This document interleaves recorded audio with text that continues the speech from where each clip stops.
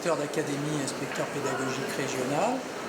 Mon rôle aujourd'hui, il est relativement simple, c'est de promouvoir l'ensemble des formations scientifiques et technologiques, en particulier celles qui sont présentes aujourd'hui, les sciences de l'ingénieur en série S et la série STID, les sciences et technologies de l'industrie et du développement durable.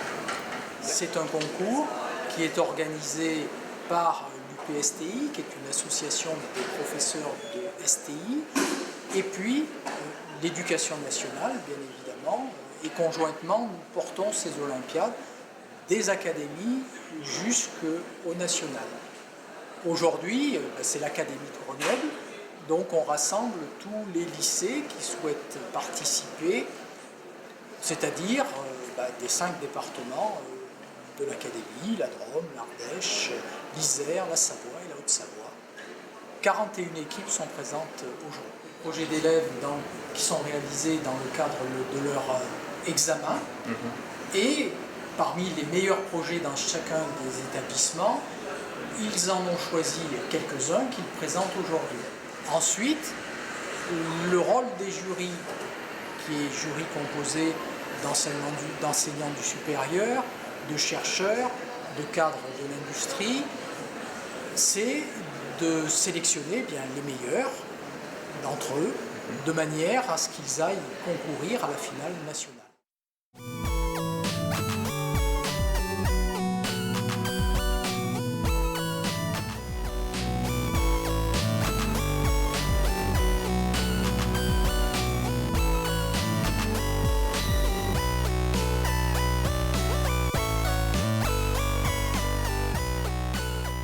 En fait, c'est créer une application pour smartphone qui permet d'appeler un taxi en fait.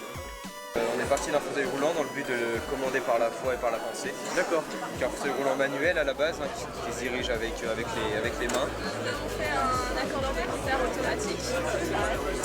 Alors on se sert d'une fréquence. Alors on est parti sur un projet de valise automatique, plutôt sur un projet de support pour que les gens ils puissent transporter leurs bagages plus facilement. Alors ce projet, c'est un projet de drone. D'accord. Le drone c'est à la mode, mais les drones c'est un problème, c'est que ça consomme beaucoup. Ouais. Et si on veut rester longtemps en l'air, il faut emmener beaucoup de batterie, ça fait un drone lourd et c'est très compliqué. D'accord. Donc on s'est dit, et si on allégeait le drone avec un ballon, et donc un ballon à hélium. C'est-à-dire que c'est une main robotique. D'accord. L'industrie chimique. On a voulu concevoir ça parce que ça permettait aux chimistes de ne pas manipuler des produits avec leurs mains, donc du coup à distance. C'est impressionnant quand même. Présenter notre projet. Le projet, c'est la joëlette. Qu'est-ce que la joëlette? C'est un moyen de transport pour des personnes à mobilité réduite, pour des randonneurs en moyenne montagne. Elle est de 2 personnes, un avant, un arrière, à Vanilla. D'accord. C'est un drone open source Arduino. Il a la particularité d'être piloté par une manette de PS2.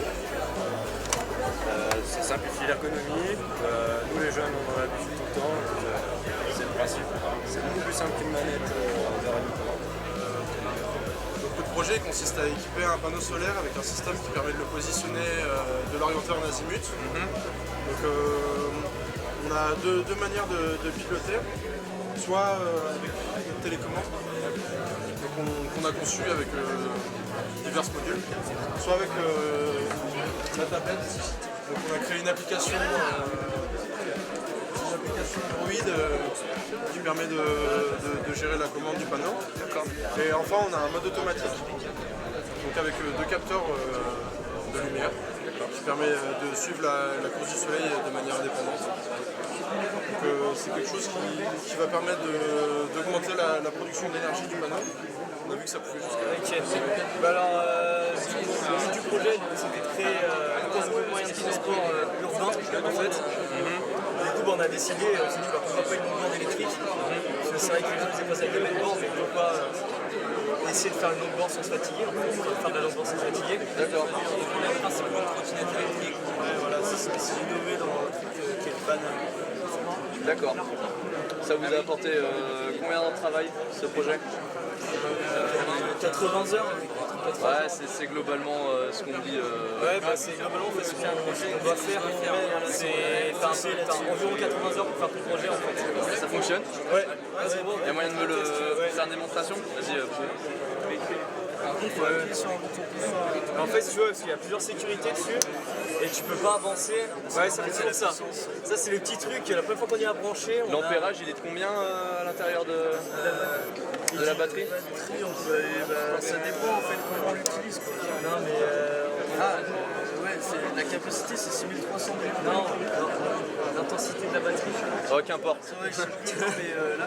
Faites-moi marcher ce truc. Et t'as la marche avant, t'as la marche arrière. Ouais. Vous avez pas pensé à motoriser 2 roues? Bah si on y a pensé, sauf qu'on n'aurait pas eu le budget en fait. Bien sûr, parce que vous pensez bien qu'une seule roue qui tourne, ça va contraindre les autres à tourner d'un côté ou pas? Ça fonctionne vraiment? On a monté les côtés et tout, on a fait des tests, on a fait des tournées poussées à 30 km/h.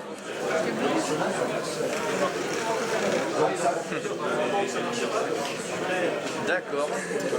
Bon, après les LED, on peut faire toutes les couleurs qu'on veut, je suppose. Ok. Changer les couleurs, changer la... Donc il y a des programmes donc, de mouvement, etc.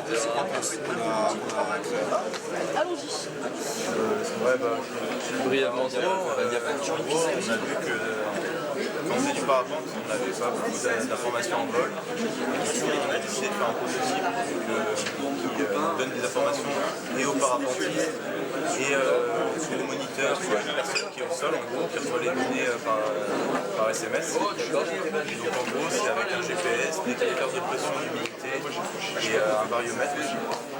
Et du coup, ça nous donne l'humidité, la pression, la température, l'altitude. c'est ce capteur? Ça, c'est le GPS. Et après, là, il y a humidité, pression et GSM. Donc, c'est le module GSM.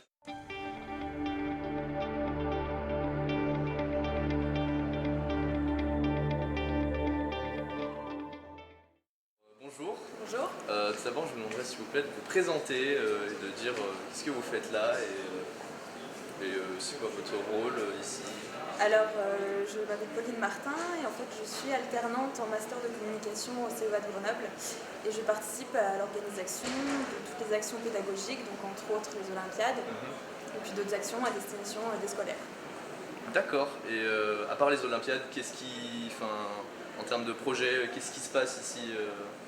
Alors à Minatec, il y a toutes sortes d'événements qui sont plus à destination des industriels, des visites, des personnes qui viennent visiter le showroom, à qui on montre un petit peu tous les projets sur lesquels on travaille au CEA. Et du côté un petit peu plus CEA, dans mon équipe, on organise des événements à destination des lycéens. Par exemple, il y a Scientifique Toi aussi, tous les ans en février.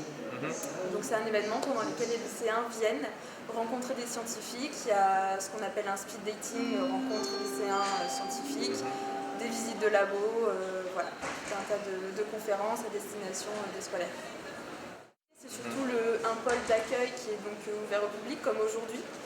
C'est des moments comme ça où la maison Minatec est îlotée, donc ça vous permet de rentrer sans avoir besoin de passer par toutes les formalités de sécurité.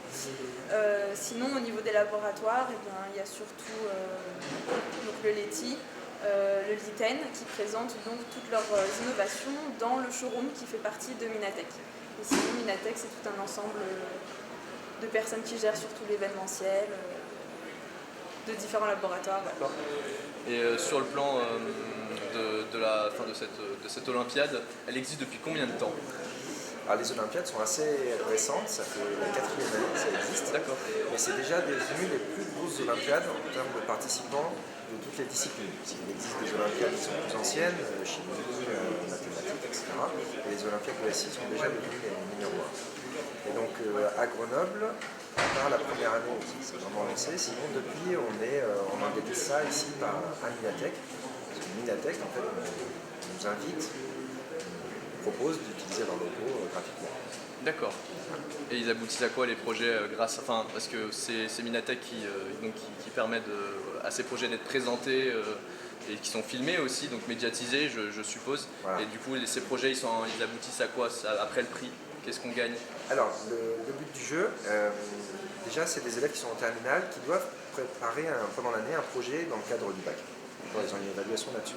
Nous, ce qu'on leur propose, c'est ce projet, pour les meilleures équipes de lycée, c'est de venir le présenter ici pour pouvoir gagner des prix. Je me demandais, est-ce que ça inspire, ces Olympiades, ça inspire les chefs d'entreprise ou donc, entre guillemets, les membres du jury, quoi? Ouais. Pour des projets. Ici, cette année, on a mis en place un hashtag sur Twitter, Olympiade, pluriel SI majuscule. Et donc, par exemple, sur des Olympiades qui ont eu lieu il y a 15 jours à Paris, j'ai été contacté par un PDG d'entreprise qui avait vu un projet qui était intéressant pour lui, qui m'a demandé les coordonnées de l'équipe qui avait fait ce projet. C'était un système de refroidissement pour data center, je crois, dans le domaine informatique.